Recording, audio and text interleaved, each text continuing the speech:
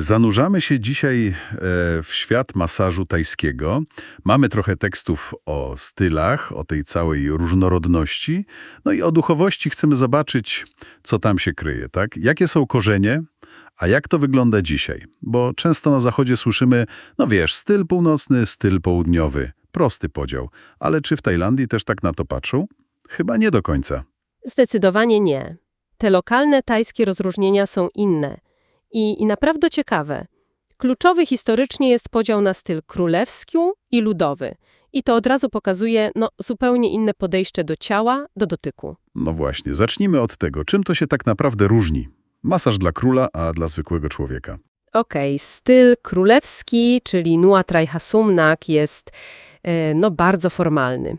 Pełen szacunku, masażysta pracuje głównie kciukami, dłońmi, raczej unika używania stóp, łokci, zachowuje pewien dystans i, co ważne, nie stosuje tych mocnych, intensywnych rozciągań. Chodziło o okazanie, najwyższego respektu. Szczególnie wobec rodziny królewskiej, wiadomo. A styl ludowy, Nuat Halowaisuk, jest dużo swobodniejszy, bardziej dynamiczny. Aha. Tutaj masażysta może już używać i stóp, i kolan, łokci. Jest dużo rozciągania, bliższy kontakt fizyczny. I co ciekawe, dzisiaj szkoły często po prostu łączą techniki z obu tych tradycji. Ale czytałem też, że styl to jest coś bardzo, bardzo osobistego. Prawie jak, nie wiem, podpis masażysty. Dokładnie tak. Nawet jeśli ludzie kończą tą samą szkołę, to z czasem każdy wypracowuje swoje własne, unikalne podejście. To jest suma doświadczenia, możliwości fizycznych, czasem nawet osobowości tajskiego, trochę birmańskiego, chińskiego.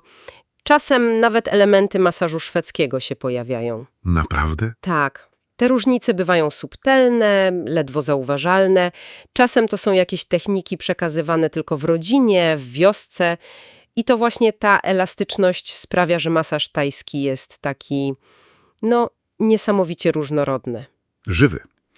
A propos różnorodności, wspomnieliśmy też o próbach, pewnego ujednolicenia. Był ten projekt ożywienia tradycyjnego masażu tajskiego w latach 80., a potem od 2004 Ministerstwo Zdrowia zaczęło to regulować. Co to zmieniło? No cóż, główny cel był jasny. Poprawić jakość usług, ustalić jakieś standardy edukacji, i zwiększyć bezpieczeństwo pacjentów, klientów. Logiczne. I to przyniosło konkretne korzyści. Na pewno. Przyczyniło się do tej międzynarodowej popularności, do uznania masażu tajskiego. Ale jest też druga strona medalu. Jaka? Pojawia się obawa, że ta standardyzacja może prowadzić do zanikania niektórych ustnych tradycji. Tej lokalnej różnorodności, zwłaszcza w takich mniej formalnych, wiejskich praktykach. To taki klasyczny dylemat, prawda? Jak pogodzić standardyzację z ochroną dziedzictwa? To zawsze trudne. A przejdźmy teraz do duchowości. Te teksty, które mamy, bardzo to podkreślają, ten związek z buddyzmem. I jest ta centralna postać Jivaka Komarabhatsa, w Tajlandii znany jako Shivago Komarpai. Kto to był właściwie? To postać legendarna, ale absolutnie kluczowa. Jest uważany za ojca medycyny tajskiej i za świętego patrona masażystów. Stare teksty buddyjskie w języku Pali opowiadają jego historię. Tak. Podobno był porzuconym dzieckiem, które znalazł i wychował książę. Studiował medycynę w słynnym ośrodku Taxila, aż w końcu został osobistym lekarzem samego Buddy. W Tajlandii jest czczony niemal jak bóstwo. Naprawdę. Niesamowite.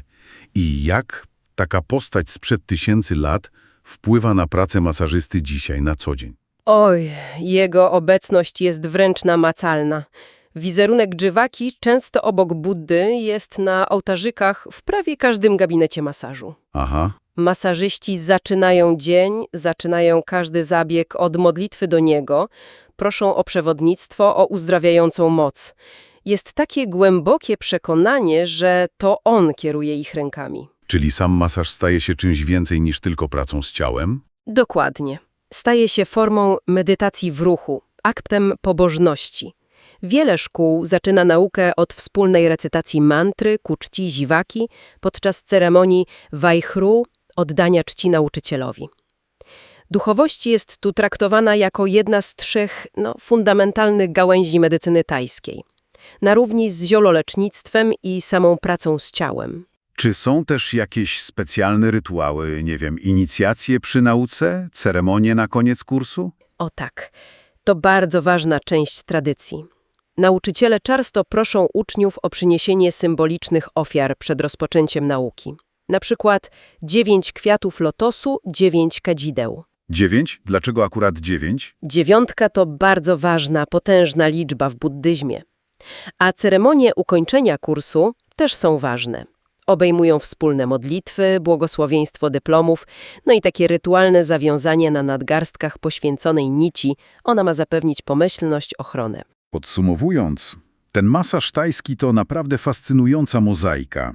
Z jednej strony mamy te próby ujednolicenia, regulacji, a z drugiej wciąż żywa, ogromna różnorodność stylów, bardzo indywidualne podejście i to wszystko przesiąknięte głęboką duchowością, sięgającą korzeniami czasów Buddy. I to nas prowadzi do takiego, intrygującego pytania na koniec. Jak ta współczesna globalizacja, ta standardyzacja wpływają na autentyczność tego duchowego wymiaru? Wymiaru, który w Tajlandii wydaje się być absolutnie fundamentalny.